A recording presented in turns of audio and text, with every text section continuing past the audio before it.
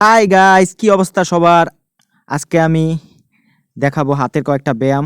দেখতাছেন আমার হাতের অবস্থা খুবই খারাপ। দেখেন, মানে পুরা বুড়া মানুষের হাতের মতো উইক হয়ে গেছে গা।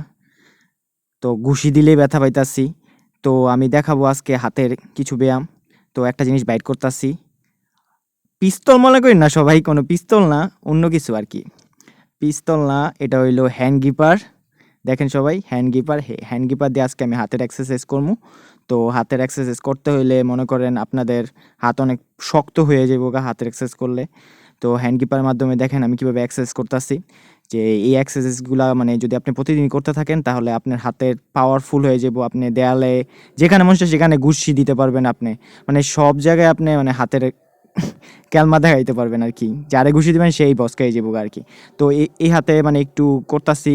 তো এই হাতে মানে গ্রিপ পাইতাছি না, অনেকদিন পর হাতে গ্রিপারটা মানে ধরলাম আর কি। তো দেখেন কীভাবে কীভাবে ব্যায়াম করি। এগুলো আপনারা যদি বাসায় করেন অবশ্যই আপনাদের হাত অনেক শক্ত হয়ে যাব। আর মনে করেন হাতের অনেক শক্তিও পাবেন আপনারা। তো আমি তো অন্য হাতে নিয়ে নিলাম। তো এই হাতে করছি, করার পরে মানে হাত ব্যথা শুরু হয়ে গেছে গা। কারণ এটা প্রতিদিনই করতে হয়। প্রতিদিন না করলে আপনি মানে হাতে জম ধরে যাব, মানে মরিচে যেমন জম ধরে এমন হাতে জম ধরে যাব গা। যদি প্রতিদিন না করেন, প্রতিদিনই মনে করেন 100টা বা 200 টাকা করে নেবেন।